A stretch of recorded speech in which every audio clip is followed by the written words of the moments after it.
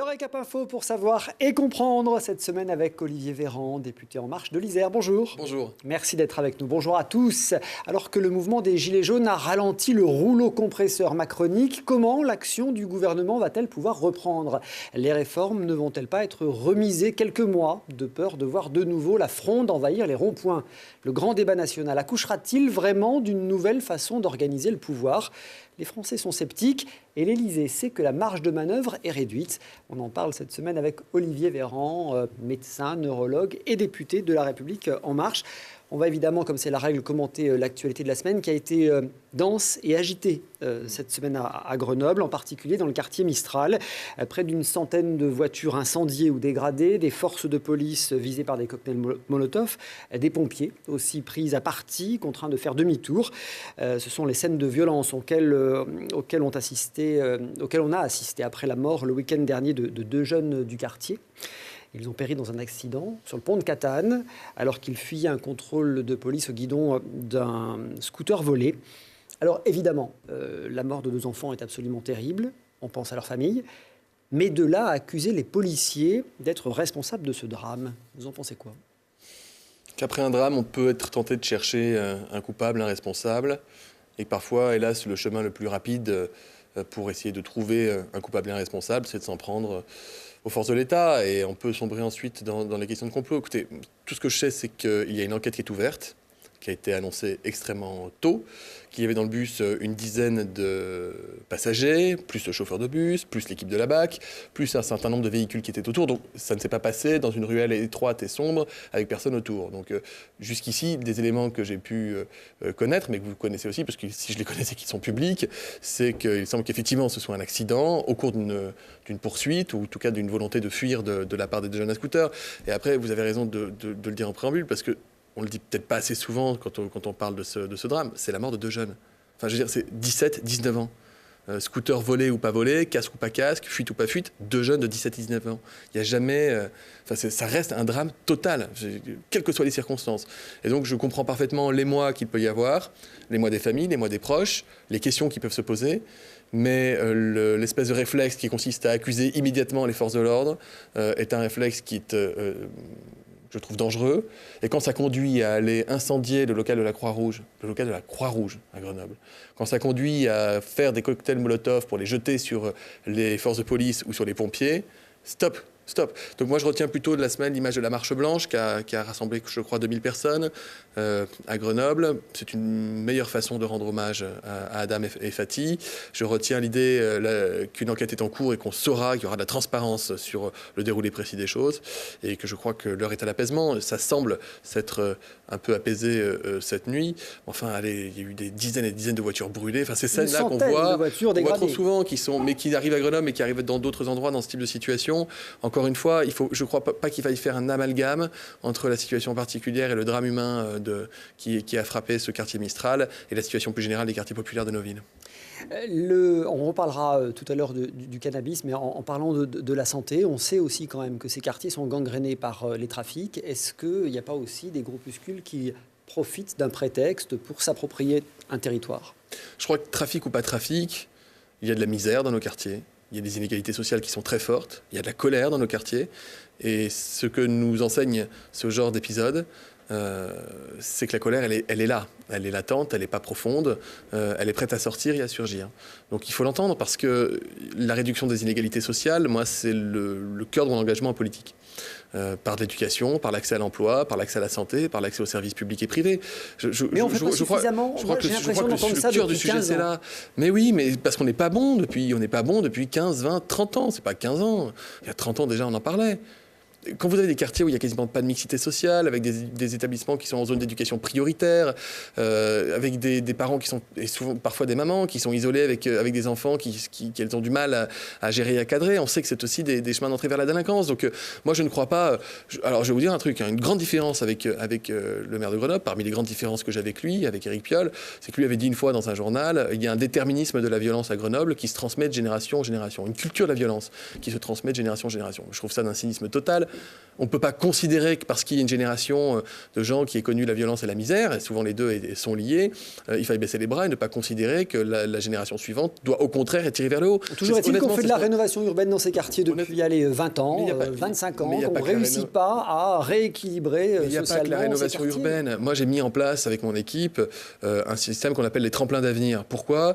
C'est destiné à des jeunes qui font des études ou qui démarrent des études issus des quartiers populaires, qui ont tout le talent qu'il faut, la volonté de bien faire, mais qui n'ont pas le réseau. Leurs parents ne travaillent pas dans les grandes entreprises grenobloises.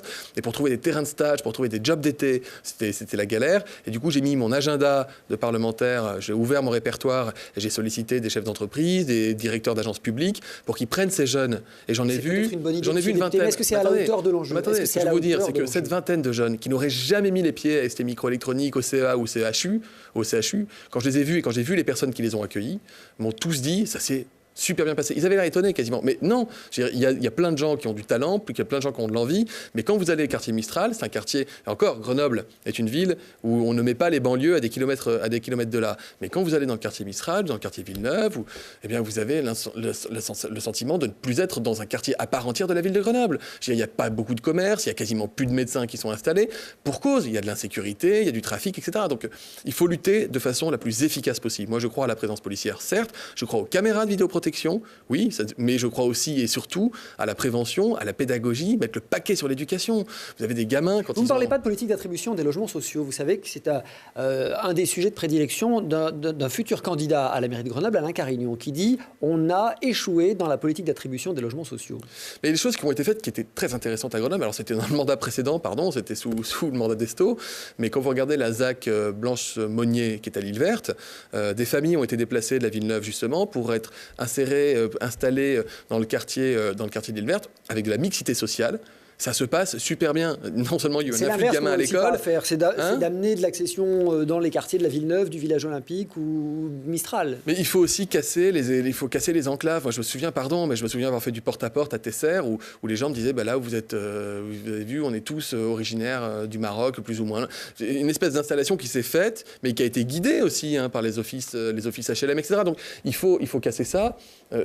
Moi, je crois à la mixité. Je crois à la mixité dans les écoles. Et c'est possible. Pardon, là-dessus, mais dernier exemple, prenez le lycée Argouges à Grenoble. Le lycée Argouges, ils ne trouvaient pas preneur, il n'y avait plus assez d'élèves. Vous faisiez la rentrée, il n'y avait quasiment pas de mixité.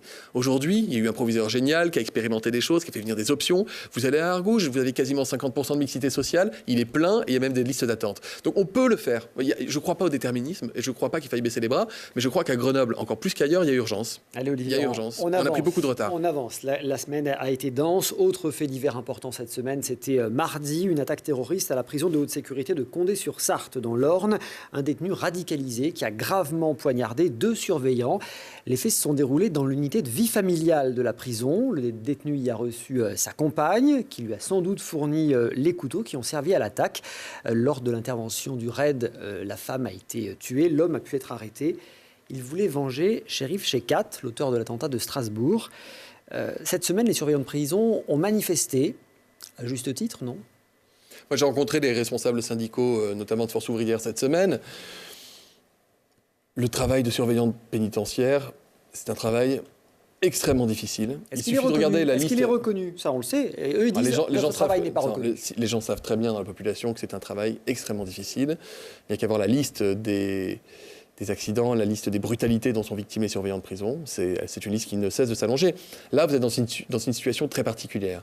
D'abord, le parcours de cette personne. Je crois que quand il était ado, il avait des posters de Hitler dans sa chambre, désinséré, rupture de scolarité, profil un peu sociopathe, en tout cas adepte de l'ultra-violence, qui assassine quelqu'un qui avait un rescapé de Dachau, qui l'assassine de façon sordide, qui prend 30 ans de prison, qui est dans l'une des 2 prisons les plus sécurisées de France. L'une des 2 prisons les plus sécurisées de France. Dans cette prison, il y a 110 détenus pour 195 places. Donc, ce n'est pas un problème de surpopulation carcérale. C'est bien insisté là-dessus, parce qu'il a quand même réussi à avoir 2 couteaux entre les mains. Alors, parce que sa compagne enceinte est allée le voir et qu'elle a dissimulé un couteau en céramique. Quand elle est allée le retrouver, sa compagne était enceinte. Donc, vous avez... dire, il y a une enquête en cours. Mais enfin, quand même, quand on dit ça, déjà, on a l'impression d'être... Mais attendez, Christophe, le risque zéro, aujourd'hui comme hier, comme demain, il n'existe pas. Il n'existe pas. Par contre, on a une obligation de moyens. On a une obligation de moyens.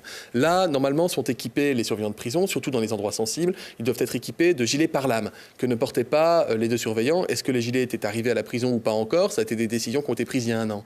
Le sujet de la radicalisation, qui est un sujet à part entière dans les prisons, on est passé de 3 quartiers de surveillance de la radicalisation, d'évaluation, ce qu'on appelle les QER, à 7 en 2018. On a doublé en 2018 le budget de la justice destiné aux prisons et aux centres pénitentiaires.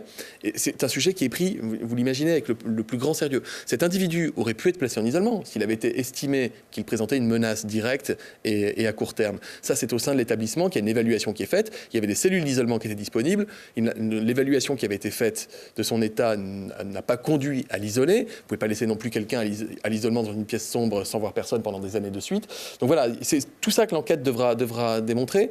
On a un raid, une équipe du raid à nouveau qui est super opérationnelle. Vous comprenez quand même que l'opinion publique soit un peu déstabilisée par cette Mais information. moi aussi, et comme citoyen, et comme élu, évidemment que ça me déstabilise. Évidemment, mais ça ne veut pas dire que la prison soit un lieu enchanteur. Moi, j'ai utilisé mon droit parlementaire pour aller visiter la maison d'arrêt de Vars. D'autres collègues sont allés voir la prison. Olivier Véran, on parle là de combattants, enfin de personnes radicalisées, pas de combattants, de personnes radicalisées. Il y a des centaines. Et on promet qu'ils sont suivis, qu'ils sont surveillés. Oui, il y a 250 prisonniers radicalisés non terroristes, c'est-à-dire qui ne sont pas passés à l'acte, mais qui présentent un risque, qui sont évalués et réévalués chaque année, sur un total de quelques centaines de personnes concernées. Je vous dis, on a augmenté de 3 à 7 les centres qui permettent de faire cette évaluation. Le risque zéro, Christophe Reville, n'existe pas. Là, c'est quelqu'un qui était radicalisé. Radicalisé ou non, il aurait pu utiliser un couteau pour aller s'en prendre à des agents de sécurité dans tous les cas de figure. Mais évidemment... Vous savez que cette information prend une tournure particulière quand on évoque le retour potentiel des djihadistes de Syrie et en particulier du Kurdistan. Oui. Est-ce que ça n'est pas... Oui, on a des individus qui sont de nationalité française, même s'ils ont cramé leur passeport, ils gardent une nationalité française parce qu'ils n'ont pas d'autre nationalité, qui sont aujourd'hui dans des prisons, dans certains pays du Maghreb ou du Moyen-Orient. Ils ont vocation à rester dans ces prisons, mais si les pays qui les accueillent et qui les emprisonnent aujourd'hui demandaient une extradition vers la France pour qu'ils puissent être jugés et condamnés en France, nous n'avons pas d'autre choix, pas de gaieté de cœur, je peux vous le garantir, ni à l'échelle individuelle ni à l'échelle collective, mais nous n'avons pas d'autre choix que de les juger, de les condamner, de les emprisonner et de les surveiller sur le territoire national. Ce sont les règles internationales. Je vais être un peu cynique, ils auront une unité de vie familiale où ils pourront recevoir leur compagne avec des couteaux ou pas? Non, mais la personne en question ne vivait pas dans l'unité de vie familiale. C'est une personne qui vit dans une cellule fermée, avec parfois des passages à l'isolement lorsque c'est nécessaire. Mais qui reçoit une personne qui a un droit de visite. Fouillée. Et comme sa femme est enceinte, au lieu qu'il la reçoive au parloir, il est habilité à passer quelques heures avec elle de temps en temps. Il était dans une unité de vie familiale. Vous en avez dans toutes les prisons. Et les surveillants que j'ai vus ne sont pas contre ces unités de vie familiale. Eux, ils sont pour avoir des équipements supplémentaires. Après, vous avez un syndicat qui demande à ce que les surveillants soient équipés de tasers. Vous avez un autre syndicat qui n'en veut pas des tasers. Vous avez un syndicat qui veut des gilets pare-balles, l'autre qui n'en veut pas. Donc il y a aussi un certain nombre de revendications qui ne sont pas consensuelles, mais je peux vous dire que les moyens alloués sont en forte augmentation. Encore une fois, le risque zéro n'existe pas, mais on ne peut pas considérer... Je ne pense pas que ce soit un problème politique, parce que je crois que la volonté politique, chez tout élu, de toute dimension, elle est évidemment d'assurer la sécurité des Français. Allez, on continue à parler d'actualité avec plusieurs sujets. Santé, c'est votre spécialité. Vous êtes à l'Assemblée nationale, le rapporteur général de la Commission des affaires sociales. Le projet de loi santé, il est très attendu. Il doit commencer à être étudié très bientôt d'ailleurs à l'Assemblée. La semaine prochaine. Mi-mars, voilà, c'est ça. La semaine prochaine. Alors, il prévoit notamment de supprimer le fameux numerus clausus pour les études de médecine à la rentrée 2020. Enfin, c'est une réponse aux déserts médicaux, mais qui prendra du temps. Oui. C'est une réponse qu'on aurait dû appliquer il y a 20 ans. On le fait aujourd'hui parce que mieux vaut tard que jamais, mais il faut 10 ans pour former un médecin, donc oui, ce n'est pas une réponse immédiate. Par contre, on va diversifier le recrutement des médecins, on va arrêter de les recruter uniquement sur des capacités de mémoire, de mémorisation. J'ai passé le concours, je le dis sans aucune difficulté. On va arrêter de briser des milliers de vocations de jeunes qui auraient été d'excellents médecins. Donc plus de QCM interminables, mais des oraux, par exemple. Moi, j'ai été évalué sur des QCM sur Aristote. Pardon, c'est pas ça qui fait la qualité d'un médecin. Bon. Et d'ailleurs, il y a 20 à 25% de sorties d'études médicales en cours de route. Donc, il vaut mieux qu'on trouve d'autres moyens de sélectionner. Il y aura toujours une sélection, évidemment. Il y aura toujours une médecine de grande qualité. Mais ça, c'est fini. Et puis, ça va nous permettre d'arrêter d'envoyer des chasseurs de tête en Roumanie pour aller chercher des médecins roumains. La Roumanie Est-ce qu'il y a encore des médecins qui veulent s'installer en libéral en France? Bien sûr. Vraiment? Oui. Alors pourquoi ceux qui partent à la retraite ont beaucoup de mal à trouver des remplaçants? Mais parce que ceux qui partent à la retraite se sont installés pendant des années où on formait 3 fois plus de médecins qu'aujourd'hui. Enfin, c'est aussi simple et basique que ça. Et en plus, à l'époque, l'exercice isolé du médecin de famille, corvéable à merci, qui donnait son téléphone à toutes les familles du village, ce modèle-là a été remplacé par un modèle différent et que je trouve légitime, avec des aspirations légitimes de la part des jeunes médecins, de travailler autrement. Et en plus, ça s'est fortement complexifié. On est plus nombreux, la population a augmenté et vit plus longtemps, donc il y a plus de maladies, donc c'est plus compliqué que ça. Voilà. Juste un chiffre. Dans les années 60, on formait 10 000 médecins par an. Quand j'ai passé le concours en 98, ça ne me rajeunit pas, j'ai passé le concours ici à Grenoble, on était 3 500. Voilà. Aujourd'hui, le numerus clausus, c'est quoi? C'est 8 000. 8 200. On en forme moins aujourd'hui dans les années 60. Le projet de loi santé prévoit aussi une révision en profondeur de la fameuse carte hospitalière. Les hôpitaux de proximité ne pourront plus faire, par exemple, de chirurgie ni de maternité. Ah, c'est le contraire. C'est le contraire. Ce qu'on appelle hôpital de proximité, ce sont des petits hôpitaux dans des territoires ruraux reculés, mais qui n'en font déjà plus. Ce sont des hôpitaux ce qu'on appelle des SSR, c'est-à-dire qu'ils ont des soins de suite et de rééducation, des EHPAD, des lits de médecine, où la moyenne d'âge des patients est de 84 ans. Oui, on est assez loin de la maternité. Généralement, on est assez loin de la maternité.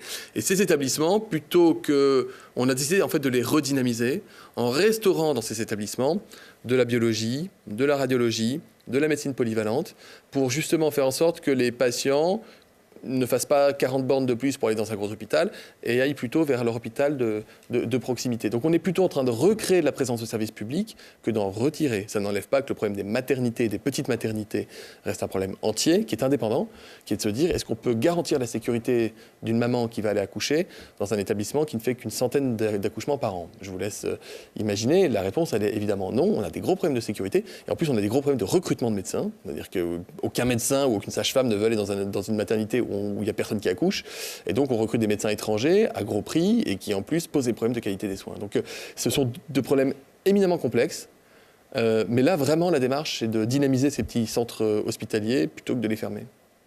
Nutri-Score, c'est un dossier que vous suivez de très près, que vous avez porté ces derniers mois. Alors, ça consiste à améliorer l'étiquetage nutritionnel de la nourriture industrielle, essentiellement. C'est un affichage qui serait obligatoire sur les produits, mais aussi dans les publicités. Oui, moi je voulais le rendre obligatoire en 2014. C'est un score. Hein. A, c'est bien. E, c'est pas bien. Vert, c'est bien. Rouge, c'est pas bien. Ça veut pas dire qu'il faut pas en manger. C'est-à-dire qu'il faut pas en manger des tas. En fait, avant, on savait ce qu'on mangeait. C'était clair.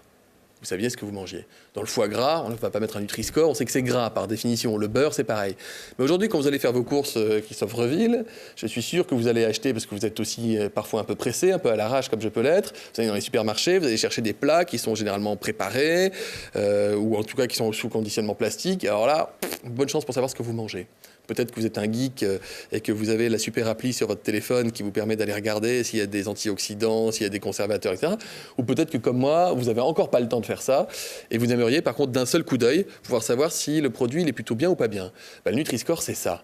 Les trucs pas bien, c'est le sel, c'est le sucre, c'est les gras saturés. Les trucs bien, c'est les fibres, c'est les protéines, les fruits et les légumes. Et un score qui est simple, validé scientifiquement. Bon, présenté comme ça, tout le monde est d'accord. Mais tout le monde est d'accord. Ça prend de temps. Parce que, alors, tout le monde est d'accord. Il y a une centaine de marques qui, alors que c'est facultatif, des grandes marques françaises et européennes, on dit on l'applique et le mettent. Puis vous avez des marques, Coca, je l'ai cité, hein, Unilever, Mars, vous voyez, ces trucs-là, bien pourfendeurs de sucre et d'obésité chez les gamins, eux, ils ont dit jamais on l'appliquera. Donc, on ne peut pas les forcer à l'appliquer sur les produits, sur les emballages, parce que le droit européen nous en empêche, hein, parce qu'il faut que les produits puissent circuler librement. Et comme le Nutri-Score n'a pas encore une reconnaissance européenne, on ne peut pas le forcer. Je ne dis pas encore, parce qu'il y a déjà 6 ou 7 pays qui sont en train de nous suivre. Par contre, j'ai le droit... On n'est pas encore à 27, hein. Non, mais on y arrivera. Et par contre, j'ai le droit de forcer les marques, lorsqu'elles font de la pub en France, quel que soit le support, à le mettre. Et donc, c'est une façon détournée de rejouer le jeu. J'avais perdu l'année dernière, fortement, lourdement, ça avait été très dur. Je suis revenu en deuxième séance. Face à vos propres amis du gouvernement. Oui, et je suis revenu en deuxième séance là, il y a 2 semaines. J'ai gagné à l'unanimité des députés présents, y compris des députés LR et France Insoumise. Donc, vous voyez que cette fois-ci, l'idée a fait son chemin. Et on va y arriver. Au mieux du mieux, ce serait peut-être une entrée en vigueur généralisée en 2021. Elle entrera en vigueur d'ici, effectivement, 1 à 2 ans au plus tard. Au plus tard, en janvier 2021. Au plus tard. Ça laisse encore du temps. Hein. On peut encore manger des Mars tranquillement. Hein. Mais l'idée, c'est pas que vous ne puissiez plus manger de Mars. L'idée, c'est que vous sachiez que quand vous achetez un Mars... C'est une autre question. Si on sait que c'est dangereux, finalement... Oui. C'est pas dangereux. Non, c'est pas des mauvais, des bons aliments, c'est des bonnes et des mauvaises façons de le consommer. Je vous donne un exemple. Vous avez le choix entre 5 lasagnes à la bolognaise sous emballage. Vous en avez avec un Nutri-Score B et vous en avez avec un Nutri-Score E. Les lasagnes avec un Nutri-Score E, c'est des lasagnes dans lesquelles les industriels vont vous mettre du sucre, plein de sel pour cacher le fait qu'il n'y ait pas d'œuf en fait, dans les pâtes et que du coup ça n'a pas de goût, c'est immonde, donc on va mettre plein de sel dedans. Et puis on met absolument pas de légumes parce que ça coûte cher et on fout ça sous emballage. Ça coûte le même prix. Donc quand vous allez au supermarché demain, je dis tiens, je me mangerai bien une petite lasagne préparée parce que j'ai pas le temps de cuisiner chez moi, vous en avez une avec un Nutri-Score B et l'autre avec un E, vous allez acheter laquelle à prix identique? Allez, la B. Donc ça veut dire que non seulement vous allez changer vos habitudes, mais qu'en plus l'industriel qui vendait sa lasagne dégoûtante, la Nutri-Score E, il va être obligé de s'améliorer. Il va être obligé de s'améliorer. Pour permettre de comparer, on a bien compris ce Nutri-Score, on suivra effectivement la suite de l'aventure parlementaire. Une grosse aventure. La hausse des prix du tabac, le 1er mars dernier, les fumeurs ont eu la mauvaise surprise de voir les prix des paquets de cigarettes augmenter une nouvelle fois, plus 50 centimes en moyenne. Aucune marque n'est désormais en dessous des 8 euros le paquet, presque 9 euros. C'est la 8e hausse en 2 ans. C'est pas une surprise, on l'a voté il y a 1 an et demi. On a dit qu'on allait augmenter sur 3 ans le prix du paquet de cigarettes pour qu'il atteigne 10 euros au cours du mandat. 10 euros en 2020. On s'est engagé à le faire pendant la campagne, nous le faisons. C'est un effort important pour les fumeurs, mais c'est un effort que nous faisons pour les inciter, les accompagner à arrêter de fumer. Il y a plus d'argent qui est mis sur la table dans le fonds de prévention du tabac. Ça ne rapporte pas à l'État parce qu'en fait, il y a une très forte réduction du nombre de fumeurs aujourd'hui. On a constaté moins 1 million de fumeurs entre le paquet neutre et les hausses de prix. Et donc, ce n'est pas quelque chose qui rapporte à l'État. Par contre, c'est quelque chose qui va permettre de sauver bien des vies, vraiment des vies. On est sûr que ça rapporte rien. Moi, je vois, le tabac rapporte chaque année 15 milliards d'euros à l'État. C'est autant que les carburants. Ouais. Et j'ai une indication, c'est 700 millions d'euros de plus en 2018. Non, alors on n'a pas les chiffres encore sur l'année 2018. Ce que je peux vous dire, c'est que comme si vraiment on a 1 million de fumeurs en moins, les recettes fiscales du tabac vont vraiment réduire. Elles vont baisser. Et on le sait, on a anticipé, on a voté au budget, une hausse des recettes fiscales liées au tabac. Après, le coût social du tabac, c'est 120 milliards d'euros. 120 milliards d'euros par an. Bon, le risque, c'est aussi, 120 milliards, 30 fois le budget de la culture quand même. Les buralistes tirent souvent la sonnette d'alarme. Le risque, c'est évidemment la contrebande qui a explosé d'ailleurs. Ouais, le risque, c'est l'évolution du modèle, parce que moi, je pense que le tabac est bientôt derrière nous. Je pense que les buralistes, c'est terminé. Je pense que ce sera anachronique de fumer dans quelques années. Et beaucoup de pays sont en train d'y arriver, l'Angleterre, l'Australie. On arrivera au zéro fumeur. On arrivera au zéro fumeur. Ouais, on y arrivera. Par contre, ou zéro fumeur, on arrivera à vraiment réduire énormément. Par contre, vous avez raison, pour les buralistes, l'enjeu, il est moins, en mon sens, la question de la contrebande que la reconversion professionnelle. C'est-à-dire, qu'est-ce qu'on a besoin de ces bureaux de vente de proximité, qui vendent aussi la presse, etc., et qui ont besoin de faire de la marge, et c'est souvent difficile parce que souvent les bureaux de tabac sont des petits espaces, donc pour vendre d'autres trucs ça peut être compliqué. Donc on travaille avec eux, on travaille avec la filière pour envisager le rôle du buraliste de demain dans sa commune. Donc il vendra plus que du tac au tac et du loto, quoi. Non, ils vendront peut-être d'autres choses, vous savez, les marchés évoluent en permanence. Le tabac représente 78 000 morts prématurées en France chaque année. Chaque année, 360 000 naissances, 80 morts du tabac, 80 000 morts de tabac. On passe du tabac au cannabis avec un débat que demandent de nombreux décideurs politiques, et notamment à Grenoble, Éric Piolle et son équipe municipale. Ils sont favorables, vous le savez, à la légalisation du cannabis. C'est, selon eux, la meilleure solution pour mettre fin au trafic qui pourrisse la vie des quartiers. On écoute Elisa Martin, la première adjointe en charge de la sécurité, et vous réagissez. Non, de la tranquillité publique.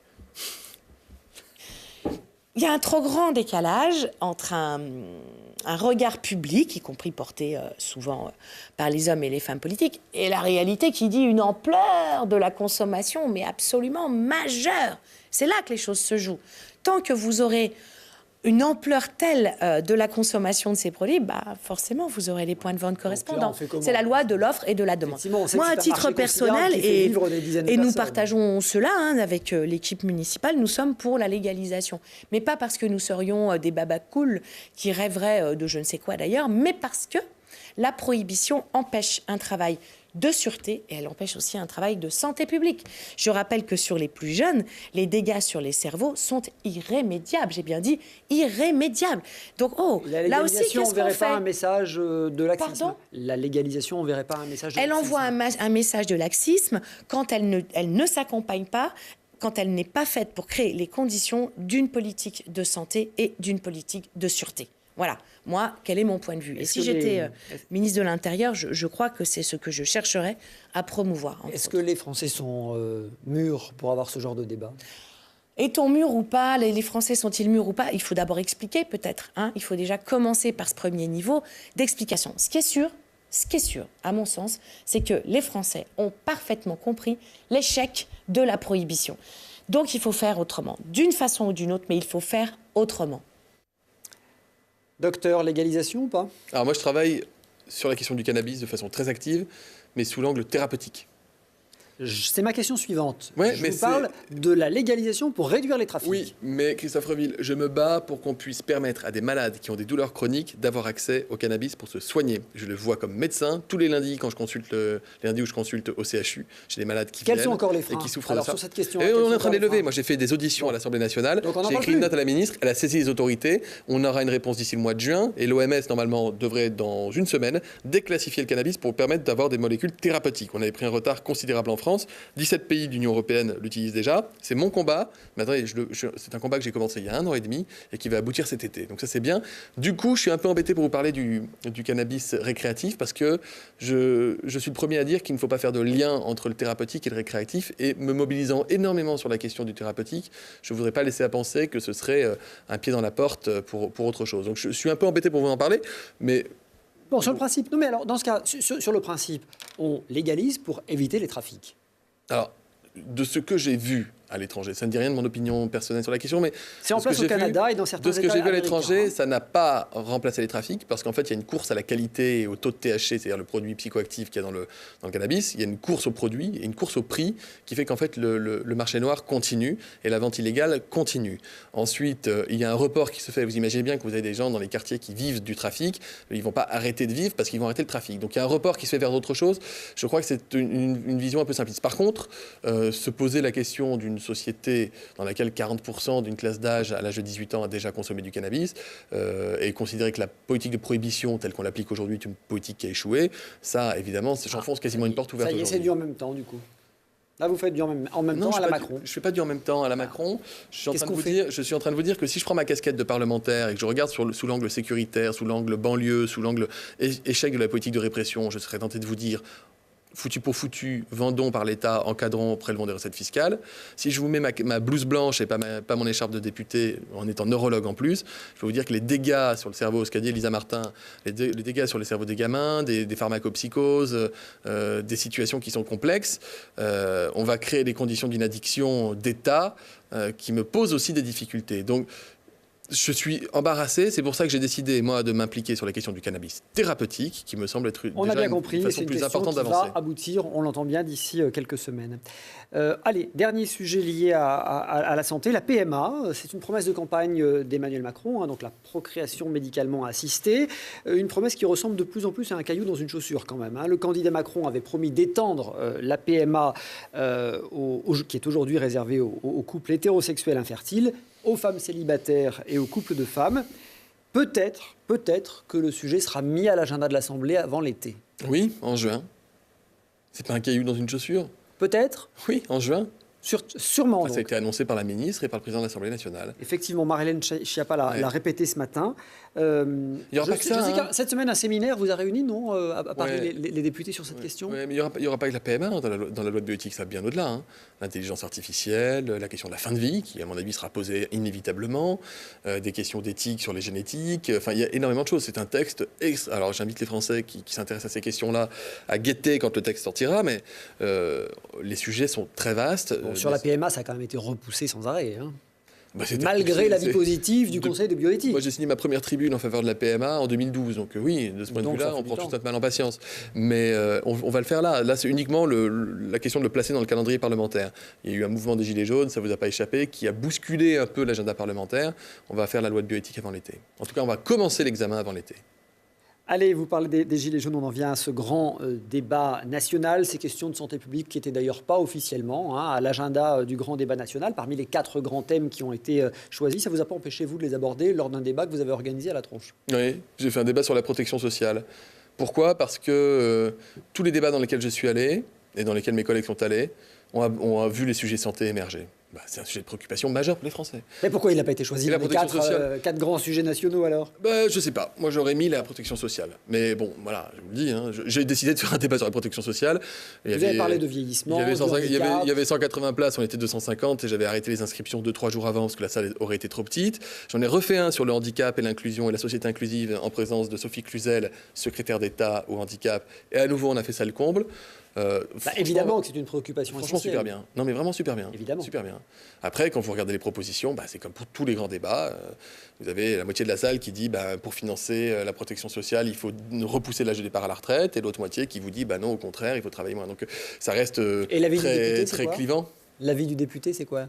Sur la question de... Sur cette question précise. Moi, sur la réforme des retraites, je pense qu'il faut absolument réformer les retraites. 42 régimes, on marche sur la tête. Il faut repousser l'âge de départ? Non, je crois que c'est pas... Alors, le système des retraites est financé, là, à 10, 15, 20 ans. C'est la première fois qu'on fait une réforme des retraites sans le couteau sous la gorge, puisqu'on n'a pas un déséquilibre budgétaire. Par contre, 42 régimes.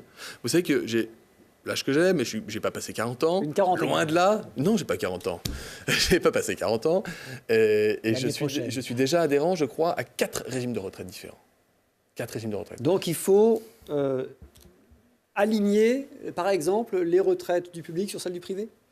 Il faut faire en sorte que 1 euro de cotisé permette d'obtenir la même aide publique de la part de l'État en retour. C'est tout. C'est un système de cotisation solidaire, universel, par répartition. La même règle pour tout le monde. Le public. On aura et le un privé. régime unifié à la place des 42 régimes. C'est la réforme que nous allons porter et examiner dans quelques semaines. Parmi les sujets santé, vous l'avez évoqué, il y a aussi la fin de vie, effectivement. Ouais. Vous savez que l'Association pour le droit à mourir dans la dignité demande et écrit au chef de l'État pour obtenir l'euthanasie active ou le suicide assisté. Vous y seriez favorable? J'évolue sur cette question. Moi, je suis culture médicale. J'ai appris à la faculté de médecine que soigner les gens, c'est pas leur donner la mort. Je ne suis pas favorable à ce que ce soit un médecin qui procède à une euthanasie, parce que je crois que quand les patients en neurologie qui parfois ont des maladies chroniques très lourdes et parfois des maladies incurables. Mais chacun doit pouvoir avoir j'ai le envie choix qu'il puisse aussi. venir me voir en consultation ou en hospitalisation sans se dire c'est peut-être lui qui va me donner la mort. Donc ça, j'exclus déjà le truc d'emblée. Ensuite, c'est un débat de société qui traverse notre société comme d'autres depuis des décennies.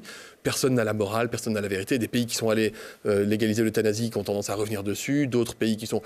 Honnêtement, mon instinct de citoyen, c'est qu'on va y aller d'une certaine manière, d'une façon ou d'une autre. Je ne pense pas que ça fasse partie du texte initial. Peut-être que c'est une question sur laquelle on pourrait interroger les Français. Pourquoi pas? En tout cas, c'est une question qui, évidemment... 9 Français sur 10, ils seraient favorables. C'est une question qui va évidemment s'inviter dans le débat, à l'occasion de la loi de bioéthique. Bien malin qui peut dire ce qu'on votera à l'arrivée. Ce ne sera pas la première loi de bioéthique que je voterai, on le débattra. Le grand débat, il s'achèvera normalement dans une semaine. Peut-être qu'il pourrait être un peu prolongé. Officiellement, à la fin, c'est le 15 mars. On parle d'1,5 million de contributions, de milliers de réunions qui ont eu lieu, de débats. Au final, un grand espoir. Mais vous savez que plus l'espoir est grand, plus est grand aussi le risque de la désillusion. Le premier succès du grand débat, c'est qu'on a vu arriver dans des salles des fêtes, dans des gymnases, dans des mairies, des gens qui, pour certains d'entre eux, étaient depuis longtemps éloignés de la sphère publique et de la vie politique. Vraiment. Alors, ils ont donné leur avis. Il y a un côté un peu exutoire au début, exutoire collectif. Ça peut être un peu dur. Moi, comme député, j'étais obligé de rappeler à certaines personnes que j'étais un humain, père de famille, que j'étais médecin, que je ne jetais pas les trucs par principe. On n'est pas tous pourris, mais c'est compliqué. On peut débattre, on a ouvert un certain nombre de thématiques. Ça va devenir quoi, toutes ces propositions? Alors, ça va devenir quoi? D'abord, c'est trié. Il y a l'équivalent de 50 fois Les Misérables de Victor Hugo à lire, avec des logiciels d'intelligence artificielle, des jurys citoyens tirés au sort dans les régions. Enfin, c'est quand même très innovant comme façon de procéder. Il va y avoir une retranscription fidèle et transparente des propositions. Et ensuite, on va s'en saisir. Il y a des mesures de court terme qu'on va prendre. Moi, j'en vois émerger déjà par comme exemple. Ça. Comme ça. Non, mais je pense qu'il faut qu'on ait une meilleure répartition des revenus au sein des entreprises. L'écart de rémunération entre les grands dirigeants et les salariés. Donc limiter l'écart de revenus. Est beaucoup trop important. Il faut qu'on trouve des moyens pour améliorer un peu ça, parce que le système est complètement déconnant. Sur la participation citoyenne, le référendum d'initiative citoyenne. Que les gens soient de gauche ou de droite quand ils sont dans une salle et que vous leur dites, il y a 1% de la population qui concentre 80% des richesses et la moitié d'entre eux ne payent pas leurs impôts dans le pays. Enfin, quel que soit le bord politique, on peut pas être d'accord avec ça, non? Enfin, je sais pas si vous avez déjà rencontré quelqu'un qui dit moi je trouve ça chouette, quelqu'un qui gagne 50 millions d'euros par an et qui se barre L'impôt de solidarité sur la fortune était là pour essayer de réguler un peu Non, tout ça. il n'était pas là pour réguler ça. Non seulement il régulait rien parce que les personnes concernées ne le payaient pas parce qu'elles étaient déjà parties à l'étranger, mais en plus il y a des gens qui partaient en plus à l'étranger pourvu que de payer l'impôt. Donc voilà, ça fait partie des sujets. Le RIC, moi j'y crois pas. Le référendum, déjà, j'ai vu un sondage qui demandait aux Français s'ils voulaient être interrogés sur la question par référendum, 50% de oui. Ouais, c'est la magie de la politique. Par contre, qu'on puisse interroger les Français sur des questions, préoccupations locales. Moi, je crois beaucoup à la démocratie à l'échelon local. Un truc bien ficelé, pas un machin à la piole à Grenoble qui est cassé à juste titre par le Conseil d'État, non mais je veux dire, ou par le tribunal administratif. Un truc bien fait dans les règles. Oui, évidemment, il faut pouvoir consulter les gens. C'est très important. Leur expliquer comment ça fonctionne et comment on prend des décisions et faire de la codécision. Surtout ne jamais remettre en cause l'élite nationale, les parlementaires ou l'exécutif. Remettre en cause. Mais vous venez venir vivre mon quotidien pendant 48 heures. Le référendum d'initiative citoyenne, c'était ça. Vous êtes parlementaire avec notamment un pouvoir de révocation. Quand vous êtes parlementaire aujourd'hui, vous n'avez pas encore ouvert la bouche, que vous trouvez un certain nombre de gens pour vous dire que vous avez tort. C'est extrêmement compliqué. Je l'ai déjà dit, mais je le dis avec l'humour. Mais quand j'ai ma blouse de médecin hospitalier, j'ai 84% de taux de confiance. Quand je mets l'écharpe tricolore, je suis à 6%. Mais est-ce que ça ne vous interroge pas, ça? Cette défiance? Mais bien sûr que oui, ça m'interroge. Mais ça m'interroge quand j'ai un collègue parlementaire, c'est son premier mandat, il est retraité agricole, il touchait pas 1000 balles par mois, toute sa vie il a galéré avec ses animaux, etc., sa ferme, et qui se retrouve député, et qui se retrouve face à des gens qui gagnent plus que lui aujourd'hui, et qui l'injurient en lui disant que c'est un pourri parce qu'il est député. Vous croyez quoi? Que ça m'interroge pas? Heureusement que ça interroge, mais ça veut pas dire que c'est normal. Enfin, moi je vais vous dire, je suis pas du genre à me laisser insulter ou menacer. Donc je ne porte pas plainte à chaque fois que j'ai des graffitis ou des mails d'injures, etc. Il n'empêche pas que je suis inquiet pour l'état de la démocratie dans notre pays, et je suis inquiet pour la démocratie dans le monde. C'est pas qu'en France que ça se passe, hein. L'Italie a basculé, la Hongrie a basculé, le Brésil vient de basculer de façon extrêmement violente, les États-Unis ont basculé. Il faut qu'on fasse attention. Ce genre de choses-là n'amène jamais plus de démocratie. Jamais dans l'histoire de France et dans l'histoire du monde. Ça m'amène rapidement aux européennes, 26 mai prochain. Qui sera la tête de liste En Marche? C'est le dernier grand parti qui n'a toujours pas dit qui serait sa tête de liste. Je ne sais pas qui est la tête de liste, qui sera la tête de liste. On le saura bientôt. On le saura la semaine prochaine ou celle d'après. Ce que je peux vous dire, c'est qu'il y a certains noms dont j'ai pu avoir écho, ça aura de la gueule. Ce sera une liste très diverse. On évoquait beaucoup ces derniers jours Agnès Buzyn, la ministre de la Santé, qui semble visiblement plus être tout à fait d'actualité. Elle ne dit ni oui ni non, bien au contraire. Et c'est normal. Qu'est-ce que vous voulez répondre quand on vous pose la question, est-ce que vous voulez être candidat? Ou le président de la République décide avec d'autres qu'un tel ou un tel sera un bon ou une bonne candidate, lui propose, et ensuite la personne répond oui ou non. Sinon, on est dans la spéculation, ça fait le jeu de la politique, mais c'est pas... On évoque aussi Nathalie Loiseau, la ministre des Affaires européennes. Sur la piste, Agnès Buzyn, donc la ministre de la Santé, qui pourrait peut-être prendre la tête de liste En Marche pour les européennes, ça laisserait vacant le poste de ministre de la Santé. Ça y est, c'est le Graal, vous êtes prêts? On avance souvent votre nom pour ce poste. Avec des si, on met Paris en bouteille. Ça vous plairait? Avec des si, on met Paris en bouteille. Ouais, vous savez, Ce serait logique dans votre parcours. Si je devais vivre mon parcours en politique, qui sera pas le parcours de ma vie, hein, mais si je devais le vivre de spéculation en spéculation, franchement, là, honnêtement, je suis rapporteur général de la Commission des Affaires sociales, je fais des choses qui m'intéressent. Si le président m'appelait en me posant la question, on dit toujours, ça ne se demande pas, ça ne se refuse pas. Donc si quelqu'un vous dit l'inverse, c'est qu'il vous ment. Alors, bon, on se projette dans un an, les municipales à Grenoble. L'objectif d'En Marche, c'est de prendre la ville de Grenoble et la métropole derrière? Oui, c'est l'objectif. Et c'est un objectif atteignable. Avec quelle tête de liste? Avec quelle tête de liste à Grenoble? Elle n'a pas encore été déterminée, la tête de liste. Il y a de la dynamique. On a lancé la grande marche métropolitaine. On est en train de lancer des opérations de porte-à-porte, d'interrogation. Votre collègue députée? Émilie est une super collègue députée. C'est aussi une amie. Elle montre son intérêt pour Grenoble. Elle montre son intérêt pour la métropole. Ce serait une bonne candidate ou pas? Écoutez, c'est pas à moi de le définir. Olivier Véran. Et vous? Oui. Vous seriez un bon candidat? Encore un si. Donc je vais sortir de là, on va dire, il va être ministre, il va être maire de Grenoble, il va tout être. Vous pouvez pas comprendre que juste député, ça me plaît aujourd'hui, ça me plaît. On évoque aussi à Grenoble la piste Olivier Noblecourt, qui est délégué interministériel actuellement à la prévention contre la pauvreté. C'est une piste que vous entendez aussi? J'ai l'impression qu'on joue à qui est-ce. Vous savez, est-ce qu'il a une moustache, est-ce qu'il a des lunettes, est-ce qu'il a un chapeau? Non, mais chacun est libre aujourd'hui de travailler à un projet individuel, c'est le cas de certains, ou collectif, c'est le cas d'autres, pour pouvoir. Et quand je dis, je pense qu'Olivier, je le mets plutôt dans la catégorie du collectif, hein, et Émilie aussi évidemment.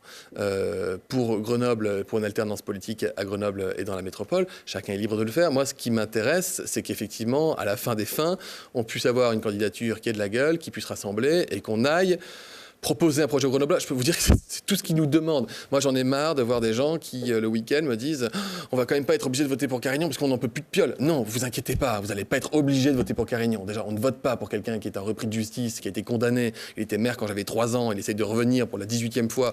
Non, personne ne sera obligé. Il y aura une super candidature qui sera soutenue par En Marche à Grenoble, libre à chacun de choisir de le soutenir ou non, mais vous inquiétez pas, il y aura du choix. C'est pas nous qui sommes en retard, c'est les autres qui sont partis très tôt, probablement trop. Allez, vous reviendrez nous en dire plus quand les choses seront décidées. Olivier Véran, merci d'avoir été l'invité du Récap Info. Merci à tous de votre fidélité. Retrouvez-nous tout de suite sur Internet pour la question bonus à Olivier Véran et la semaine prochaine avec un nouvel invité.